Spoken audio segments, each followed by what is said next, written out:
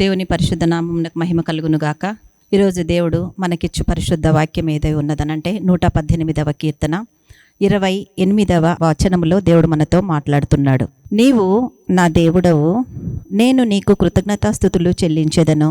నీవు నా దేవుడవు, నిన్ను ఘనపరిచెదను అని దేవాది దేవుడు ఈరోజు మనకిస్తున్నటువంటి మాట ద్వారా మాట్లాడుతున్నాడండి. ఈ మాట మరి దావీదు భక్తుడు తన దేవునితో మాట్లాడుతూ ఆయన చెప్తున్న మాట ఎన్నిసార్లు ఆయన నొక్కి నొక్కి చెప్తున్నాడు గమనించగలిగితే ఈ వాక్యములో మనం చూడగలము.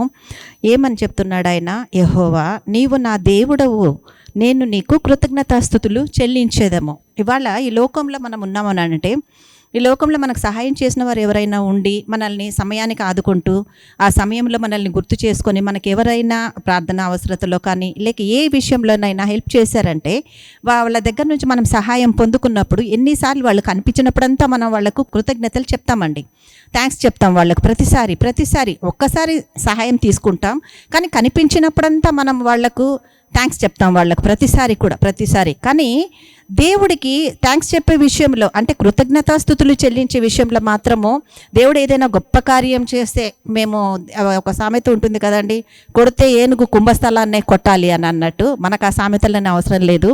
మనం ఏం చెప్తాము దేవుని దగ్గర? మనం పొందుకునే ప్రతి కార్యమును బట్టి కూడా దేవుడికి కృతజ్ఞతాస్తుతులు చెల్లించబద్దులమై ఉన్నామండి మనము. ఎందుకంటే ఒక ఎగ్జాంపుల్, ప్రతిరోజు మనము నైట్ పడుకొని ఉదయం మనం కళ్ళు తెరవగలుగుతున్నాము అని అంటే ఎవరి గొప్పతనంతో మనం కళ్ళు తెరవగలుగుతున్నామండి? మనం ఆ దినాన్ని ఎక్కడైనా వెళ్ళి మనం తెచ్చుకుంటున్నామా, లేక ఎవరైనా మనకు గిఫ్ట్గా ఇస్తున్నారా, లేక మన జ్ఞానాన్ని బట్టి మనమే పొందుకుంటున్నామా, లేక మనల్ని ప్రేమించిన వారు ఎవరైనా మనకు ఇస్తున్నారా? ఎక్కడి నుంచి వస్తుందండి ఈ జీవము? ఎక్కడి నుంచి వస్తుంది ఇంకొక దినాన్ని చూసే కృప? అంటే దేవాది దేవుడు మనకు ఆ కృపను అనుగ్రహిస్తున్నాడు. ప్రతిరోజు మనం పడుకునేటప్పుడు దేవునికి కృతజ్ఞతాస్తుతులు చెల్లించి ఆ రోజు చేసిన ప్రతి కార్యాన్ని బట్టి ఆయనకు వందనాలు, ఆయన నామమును మహిమపరుస్తూ చేసిన పొందుకున్న ప్రతి దీవెనను బట్టి కూడా ఆయనకు కృతజ్ఞతా స్తోత్రములు చెల్లించి పడుకుంటాం. ఎందుకు?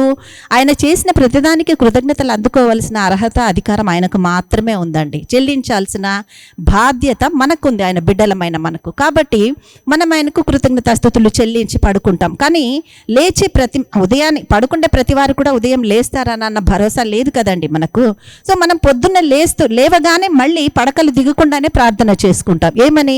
ప్రభా ఈరోజు నీ కృపతో మాకు ఒక రోజు ఇచ్చావు నా యేసయ్య, మరి ఇచ్చిన ఈ దినములో గడపబోయే ప్రతి క్షణము కూడా నీ కృపా క్షేమములు మా వెంట వచ్చేలాగున ఆశీర్వదించు తండ్రి అని దావీదు అడిగినట్టుగా మనం అడిగి ఒక్కొక్క గడియ కూడా నీ చేతులకు అప్పగించుకుంటున్నామయ్య అని ఆయనకు కృతజ్ఞతా స్తోత్రములు చెల్లించి ప్రార్థన చేస్తాం. అదే విధంగా దేవుడు ఇక్కడ 28వ వచనంలో కూడా ఏమంటున్నాడు? నీవు నా దేవుడవు, నేను నీకు కృతజ్ఞతాస్తుతులు చెల్లించెదను. ఏ విషయాల్లో చెల్లిద్దాం? మనం పొందుకున్న ప్రతి కార్యములో కూడా దేవుడికి కృతజ్ఞతా స్తోత్రములు చెల్లించాలండి. ఎందుకు చెల్లించాలి? ఇది ఎవరు పెట్టిన రూల్ అంటే ఇది దేవుడు మాత్రమే పెట్టిన రూల్ అండి. ఎందుకంటే మొదటి తెస్సలోనిక పత్రికలో 5వ అధ్యాయంలో 15వ వచనంలో దేవుడు తన వాక్యము ద్వారా మాట్లాడతాడు. ప్రతి విషయమందును మీరు దేవునికి కృతజ్ఞతాస్తుతులు చెల్లించడము యేసుక్రీస్తునందు దేవుని చిత్తమై ఉంది, దేవునికి ఇష్టమై ఉంది. కాబట్టి దేవుడు ఏమంటున్నాడు? ప్రతి విషయమందును నువ్వు పొందుకుంటే గొప్ప కార్యం అందుకుంటేనే కాదు, ఒక పెద్ద మిరాకిల్ చూస్తేనే కాదు, ఇంకొక అద్భుతాన్ని చూస్తేనే కాదండి. దేవుడు ఏం సెలవిస్తున్నాడు? నీకు ఒక్కొక్క గడియ నీ జీవితంలో నీకు అనుగ్రహించబడుతుంది అని అంటే, నువ్వు ఆయుష్తో ఆరోగ్యముతో ఉండగలుగుతున్నావు అని అంటే, నువ్వు పొందుకున్న ఆ క్షణములోనే ఉంటున్న ఆ క్షణములోనే ఆ పరిశుద్ధుడికి కృతజ్ఞతా స్తోత్రములు చెల్లించాలి. మనం ఈరోజు ఎన్నెన్నో కార్యాలు అన్నీ ఇచ్చిన దేవుడిని మనం మర్చిపోతాము. ఏదో ఆ సమయానికి మనకు సహాయం చేసిన ఒక వ్యక్తినో ఇంకొకరినో బట్టి మనం ఏం చేస్తామండి? ఒక్కసారి సహాయం అందుకుంటాం, కానీ ప్రతిసారి వాళ్ళు కనిపించినప్పుడంతా నిజంగానే కాదండి, మీరు ఆ టైంకి మాకు ఇవ్వకుంటే మేము ఏమైపోయే వాళ్ళమండి, మీరు మమ్మల్ని జ్ఞాపకం చేసుకోకుంటే మేము ఏమైపోయే వాళ్ళము, మిమ్మల్ని బట్టే మా అవసరత తీరిందండి, మిమ్మల్ని బట్టే ఆ కార్యంలో మేము ముందుకు రాగలిగామండి అని కనిపించిన ప్రతిసారి వాళ్ళని పొగుడుతాం కదండి, థ్యాంక్స్ చెప్తాం కదండి. మరి దేవాది దేవుడు నువ్వు అడగకుండానే అన్నిటినీ నీకు అనుగ్రహిస్తున్నాడు కదా. నువ్వు ఏమాత్రం కృతజ్ఞత కలిగి ఉన్నావు దేవునిలో? ఒక చిన్న కష్టం రాగానే, ఒక చిన్న శ్రమ శోధన రాగానే దేవాని పరిగెత్తుకుంటూ ఆయన దగ్గరకు వస్తున్నాము. కానీ అన్నీ పొందుకొని ఉన్న సమయంలో ప్రభు అన్నీ నువ్వే ఇచ్చావయ్యా, నీకు వందనాలని ఎంతమంది మీ దేవునికి కృతజ్ఞతలు చెప్పగలుగుతున్నాం? ఈరోజు ఇది ఆలోచించదగ్గ విషయం అండి. దేవుడికి కృతజ్ఞతలు చెల్లించడము ఎంతైనా అది మన బాధ్యత ఉంది. అందుకే దావీదు అంటున్నాడు, నీవు నా దేవుడవు, నేను నీకు కృతజ్ఞతాస్తుతులు చెల్లించేదను. ఆ తర్వాత నీవు నా దేవుడవు, నిన్ను ఘనపరిచెదను. ఘనపరచడం అంటే నువ్వు ఒక్కసారి ఆయనకు థ్యాంక్స్ చెప్పి కృతజ్ఞతలు చెప్పి ఊరుకోవడం కాదు.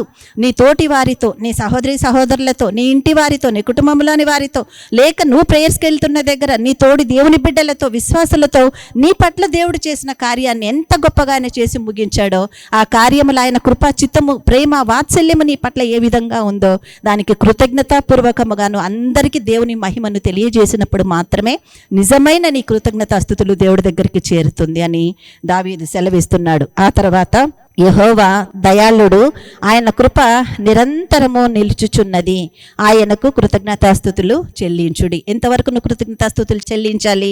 భూమి మీద మనం ఉన్నంత వరకు దేవునికి కృతజ్ఞతాస్తుతులు చెల్లించాలి. ఆయన వచ్చేంత వరకు ఆయనకు కృతజ్ఞతాస్తుతులు చెల్లించాలి. ఎందుకు చెల్లించాలి? ఆయన దయగల దేవుడండి. మనం తప్పిపోతున్నా, ఆయన సన్నిధిలోనికి రాకున్నా, మన అతిక్రమాలలో మనమున్నా, ఆయన చేసిన మేలైన కార్యములను మర్చిపోతున్నా, ఆయన దగ్గర యథార్థతను విడిచిపెడుతున్నా, దయదలిచి ఒక్కొక్క క్షణము నీకు గిఫ్ట్గా ఇస్తున్నాడంటే నా దేవుడు ఎంత కనికరము కలిగిన దేవుడు జ్ఞాపకం చేసుకోండి. అటువంటి పరిశుద్ధుడిని ప్రకటించే విషయంలో అలసిపోకూడదండి. కృతజ్ఞతాస్తుతులు చెల్లించే విషయంలో సోలిపోకూడదండి. ఇప్పుడు కాదు, తర్వాత చెప్తాను, ఇంకొక కార్యం చూసిన తర్వాత చెప్తానంటే ఇంకొక క్షణానికి నువ్వు ఉంటావో లేదో నీకు తెలియదు. పొందుకున్న ఈ కార్యానికి నువ్వు దేవుడు ముందు తల వంచి ఆయనకు కృతజ్ఞతలు చెప్తేనే కదా నువ్వు చెల్లించిన కృతజ్ఞతకు దేవుడు మళ్ళీ ఇంకొక కార్యం చేయడానికి ముందుకు రాగలడు ఆయన. ఎందుకంటే ఆయన దయాళుడై ఉన్నాడు. ఆయన కష్టం ఉన్నప్పుడే నువ్వు నాకు దేవుడు అయ్యా, అన్నీ ఉన్నప్పుడు నాకు స్నేహితులు ఉన్నారు, నా కుటుంబంలోని వాళ్ళు ఉన్నారు, లేకుంటే నాకంటే పెద్ద హయ్యర్ అఫీషియల్స్ ఉన్నారు, వాళ్ళతో మాట్లాడుకో, ఇవి ఏది కాదండి. నీకున్న ఒకే ఒక స్నేహితుడు యేసయ్య మాత్రమే. నీకొక నిజరక్షకుడు ఉన్నాడు, నిన్ను ఆదరించే పరలోక తండ్రి ఉన్నాడు, ఆయన మాత్రమే. అందుకే నువ్వు చేయాల్సింది ఏంటిది? ఆయన దగ్గర, ఈయన నా దేవుడు, నీవే నా దేవుడవయ్యా, నీకే కృతజ్ఞతాస్తుతులు, నీవే నా దేవుడవయ్యా, నీకే ఘనత, నిన్నే ఘనపరుతును నా యేసయ్య అని చెప్పి, ఆ తర్వాత ఆయన ఎటువంటి వాడు? యెహోవా దయాళుడై ఉన్నాడు. ఆయన కృప నిరంతరము నీ పట్ల, నా పట్ల, మన పట్ల నిలిచి ఉన్న దేవాది దేవుడికి ఎంతైనా కృతజ్ఞతలు చెప్పాల్సిన పరిస్థితులలో మనం ఉన్నామండి. కాబట్టి దయగలిగి దేవుని సన్నిధిలో దినదినము క్షణక్షణము ఆయన కనికరము పొందుకోవడానికి ప్రతి విషయమందున ఆయనకు కృతజ్ఞతాస్తుతులు చెల్లిద్దాం. ఎందుకంటే ఇది దేవుని చిత్తమై ఉన్నది. నువ్వు కృతజ్ఞత చెప్పాలి అని అనేది దేవుని చిత్తమై ఉంది. కాబట్టి ఇటు కృపతో దేవుడు ఈరోజు మనల్ని ముందుకు నడిపించి ఇక నుంచైనా దేవుడికి కృతజ్ఞతా స్తోత్రములు చెల్లించే త్రోవలలో పరిశుద్ధుడు మనకు తోడై ఉండును గాక. ఆమేన్, ఆమేన్, ఆమేన్.